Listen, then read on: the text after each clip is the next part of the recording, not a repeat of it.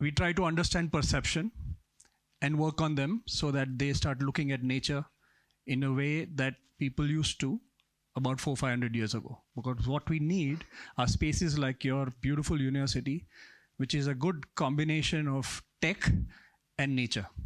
So I'm going to talk about something which is extremely important in today's world when human beings have virtually dominated our planet. We are just one of 1.3 million species. Yet, we think the perception is that we control this planet. However, most other species predate us. Tigers have been on this planet for 3 million years. The flowering plants that you see, those lot of angiosperms, big trees with flowers, have been around for more than 200 million years. Human beings have been here in this form in just for about 160,000 years. And we think we know the planet. So I'm a student, I rediscover nature again and again. Ecosystem degradation and habitat loss are a far greater risk to biodiversity. However, human-wildlife conflict, and this is a tigress sitting next to a dead cow, she just killed the cow, occupies a majority of public discourse over the last decade. And it's important for us to know that water is manufactured in the forest and up in the mountains. And so that is when 3 important interventions happened. One is the Project Tiger. In 1973, it was launched. In 1972, the Wildlife Protection Act of India came into being, which prohibited all kinds of hunting. And in 1980, the Wildlife Conservation Act came, which stopped the conversion of forest into non-forest use. These 3 acts put together is responsible for the amount of water we have to feed 1.4 billion people. Because of which, forests prospered. A lot of biodiversity went up. However, India was shocked because I'm talking about 1972. An all India tiger estimation happened in 2006. And they figured out that there were only 1,400 tigers left in India. That sent a shock wave in the government. And as a result, the forest department had to protect what was existing, and they did commendable work. As a result, as I speak, these kind of beautiful landscapes, this is from Kerala, are protected by humans just like us. Such large landscapes with handful of people, and we are able to do because of the culture of India. As a result, tiger populations have more than tripled. As I speak, we have almost 3,800 tigers. In 2006, 1,400, 3,800. 85% of all one-horned rhinos live in India.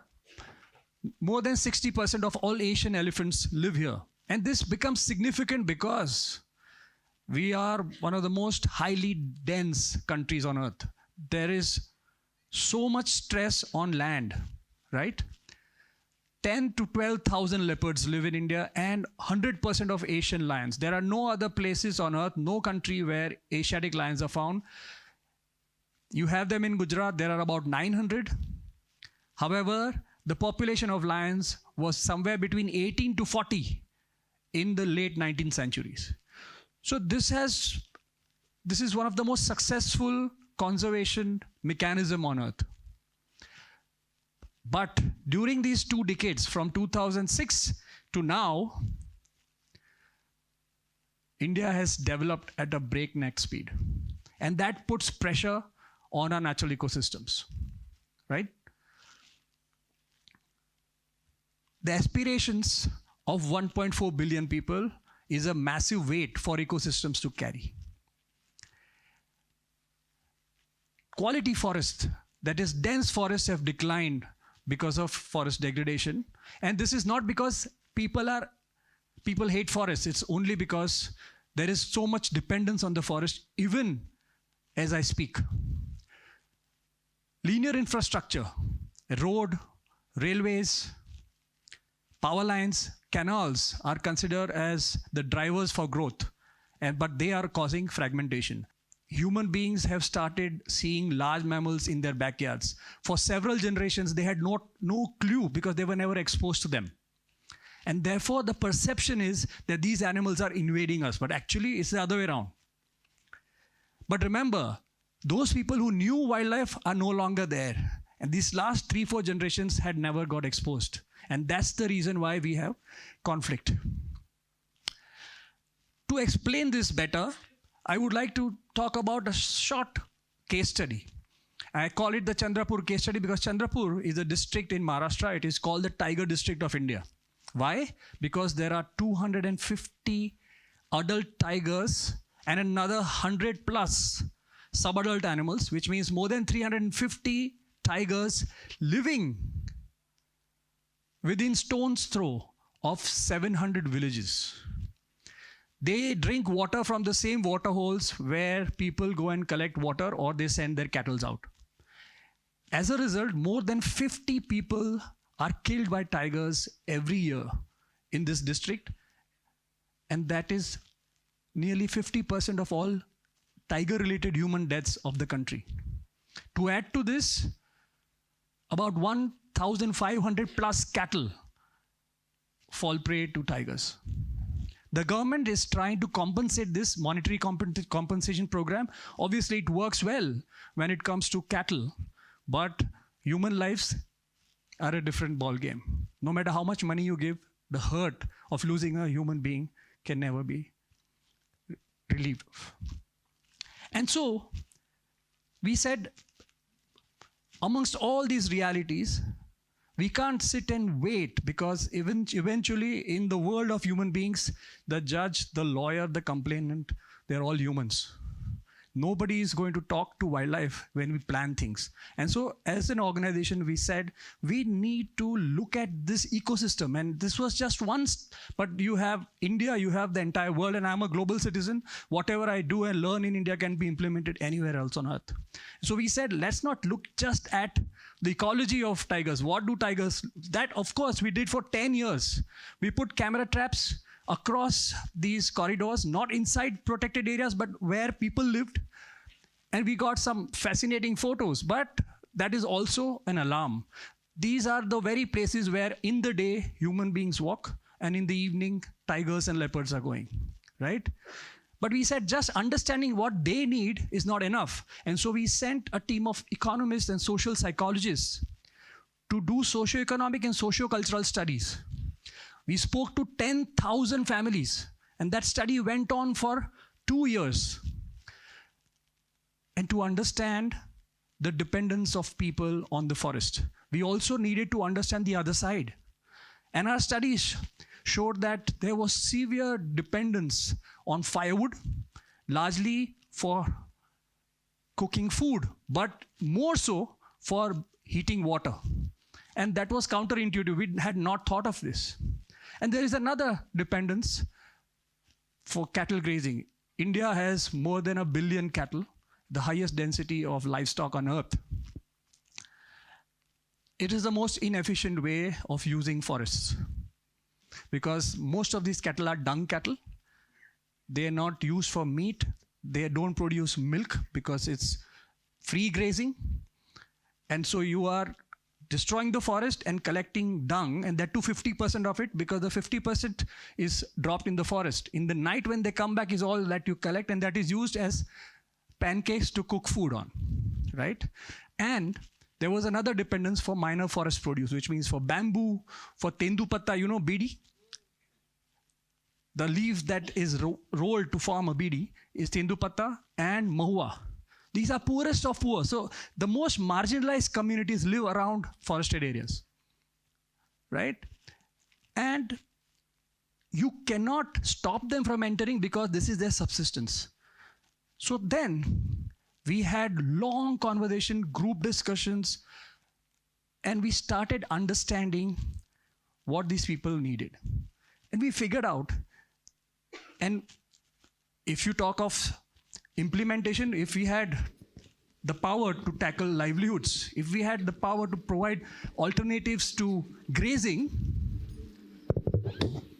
we would have solved many problems. However, it is a very, very long drawn process. And so we decided to really look at another turnkey issue, and that is firewood collection, and especially firewood collection for water heating as one of the intervention points. And our research, again, it's counterintuitive. Most people who work with communities, they say we should give them community-driven systems. However, people living in the villages are like us. They preferred a household level solution to a community-based system. And then we went out to the market to see if there is any contraption or an equipment available to solve their problems, because they had to go to the forest, collect firewood, and that's when they were getting attacked by tigers and leopards, right? And so we went to Sangli, we went to Anand, we went to several places, and we stumbled upon what is called a hot water boiler, which was industrial grade, right? And because people had said that we don't want a big contraption and we cannot carry hot water in buckets to our house, right? So we had to do mechanical modification, and we reduced the size of this. It was finally a 50 kg cast iron water boiler, which could heat about 35 liters of water in one heating cycle, and which could run on dung, on agriculture waste, and on leaf litter. So they didn't have to depend on wood. Okay, and remember, based on our studies, nearly 1 ton of wood is used by one family in a year to heat wood, to heat water. So because of this intervention, we were able to reduce that much of dependence on the forest. So we then said that because we know the science behind it, it will work. But I wanted to ensure that it is not supply driven. We wanted it to be demand driven, because only then can you scale up things. And in India, if you cannot tackle numbers, you will not be able to find solutions, right? So we had meetings with people to understand. We started demonstrating. This is how it looks. Demos, posters talking about the salient features of this. We planted some of this in influential families across the strata in so many villages. We wanted them to touch and feel and use, and we want it to be communicated from peer to peer. Rather than from top down, we said, okay, we will give you free of cost. We said no. We had done willingness to pay surveys to understand how much money does a family want to pay so that their visit to the forest can go down. So we had a background of all that. So when I talk of conservation, it's not about biologists alone. Why I say this here? Because you are a bunch of students. We have people from all different fields. When they come together, you can find solutions. Jingles, magic shows, because that's what works. Street plays, to talk about conflict, to talk about conception, misconceptions. Finally, we are in 2026. 6 years later, 23,000 families have adopted this.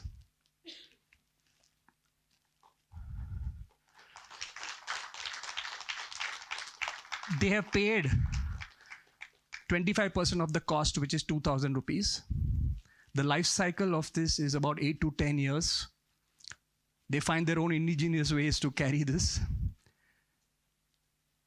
Women are not subjected to smoke anymore, because this doesn't have to come inside the house, it's installed outside. They have more time now because they don't have to go to the forest for collecting firewood. They may go to the forest for graze to take their cattle in, but at least for this. And they used to carry 15 to 20 kgs on their heads and walk 3 to 4 kilometers in summer, because as the forest dries, the wood is not available close to the house because they've already exhausted all that. So it's a health hazard for them, right? And you see it in every single village. We have almost 90,000 people. There are several spin-offs, as I said. And I told you that 1 ton of firewood is saved if you can find the solution. You have an efficient way of using agriculture waste, which is one of the main reasons why there is smoke and smog. Now it's being burnt, but more efficiently inside the water heater. We may have more time. And if you convert it into carbon dioxide, then you are looking at huge savings over a 10-year period. What these calculations are, if a water heater is used for its actual life cycle. But it's massive. So what started as a solution for human-wildlife conflict has actually been, has changed the way people look at. However, we must understand that this is not a magic wand. This is just one of the many scalable solutions. Here you can see my team going with these water heaters and a tiger crossing the road. Right? So this is where the people live. I'm telling you, 700 people, any moment in time, a school kid going to school could encounter a tiger, right? And so this is one of the many solutions that will be needed. If we want zero fatalities, which should be the aim of the government, then we'll have to find alternatives to livelihoods so that that dependence on the forest, because forest dependence is high risk, low yielding. We should find alternatives to grazing so that cattle are fed, they are stall fed, right? So finally, from our study, the learning is that human-wildlife conflict may be portrayed as a crisis. However, within these challenges, there are great opportunities. An opportunity to reimagine coexistence between people and wildlife. And the story of coexistence is not about shortchanging animals or sidelining people. It is actually about aligning conservation success with human well-being. Thank you.